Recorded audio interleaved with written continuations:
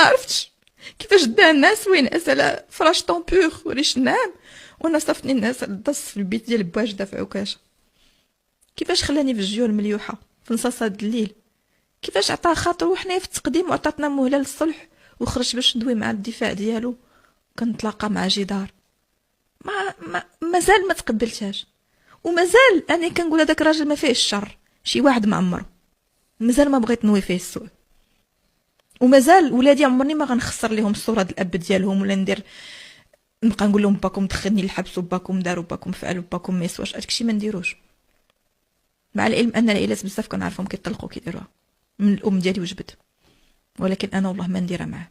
عمري ما نخسر لولادي الصوره ديال باهم، بالعكس انا محتاجه ليه يعاونني في 4 الولاد، يكون ولد الناس واخا طلقني يجي يشوفهم، واخا هو قال لي تنزلي على ولادك ما تعاوديش تشوفيهم، لا بغيتي نخرجك من عكاشه وشرط 48 ساعه وصيفط لي ايميل ولا وافقت لك عليه وشفت الحاله الصحيه ديالك واش انت طبيب اخويا، الا كنتي بسيكياتر ولا كنتي هذا قولها لينا ماشي مهندس نعرفوك شنو الصفه ديالك. كيفاش شاد عليا ملف طبي؟ راه احمق هو النرجسي، هو اللي ما كيبغيش يعترف بلي زيغوغ ديالو، هذاك هو. والاحمق هو الذي لا يفرق بين الخطا والصواب. وتمنيت لو كنت حمقى في ديك الوقيته اللي حني فيها في عكاشه، وشحال كنقول يا ربي كون كانت عندي شي شهاده طبيه ونيت حمقى في الفعل وديروا عليك خبره طبيه ولقاوني حمقى ما غتسقط المتابعه، غيصيفطوك 36 ما غيصيفطوكش العكاشه، 36 ارحم ليا وناكل الدواء ونتكالما مع راساتي. ولكن الحمد لله لقاوني بكامل قواي العقليه وصيفطوني كعاقله مشات العكاشه تربى وتربيت ورباني وعاقبتيني. ايوا دابا شنو بغيتي؟ علاش غنبقاو ندخلوا الاولاد في الموضوع؟ الاولاد اجي تحاوروا بغيتك انا دابا اقسم بالله خرجت من عكاشه وجات عندي المحاميه ديالي وشنو كنطلب منها؟ الله يخليك عافاك واش نمشي ندق عليه في الفيلا ديالو بغيت نشوف ولادي.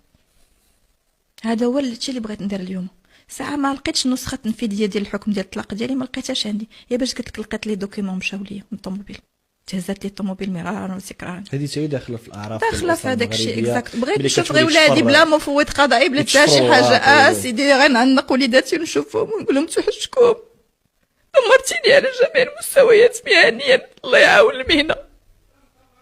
ما بقيت لا مهندسه لا دكتوره لا حتى شي حاجه، ما بغيتش نخدم سيدي، بغيت غير ولادي، ما بقى عندي دراهم، ما بقى عندي كتاف، ما بقى عندي عقل انني نخدم مهنيا ولا نزيد جو بيرس ولا نبني اكوالوفت مع عماره اخرى ولا ما بغيت والو. بغيت ولادي ناكل معاهم القليل، نشقى علي ندير عليهم الميناج بلا نعيش بلا مساعده، بلا ما تكون عندي لا خدامه لا شو صافي، انا نطيب ليهم نصوب ليهم طبيله رمضان اي حاجه ولادي، حيت ما يمكنليش نعيش بلا اسره. انت راه دابا عندك اسره، عندك باك، عندك خالتك دايرين بيك، انا ما لقيت حتى شي واحد، ما عندي حتى شي واحد، انا يتيمه الحين، ما لقيتش اللي يقارد عليا باش دخلت العكاشه، ما لقيتش اللي يشد ليا تسوار داري وطوموبيلتي كما كانت المحاميه اللي هزاتهم من عند والديا بقاو كيتلاداو، ما لقيتش اللي حافظ ليا على اوراقي على الشيكات ديالي على حتى شي حاجه، لانني دخلت باغته. نهار اللي مشيت عند البوليس ما واجهونيش، عرفتي شنو؟ حط عليا جبل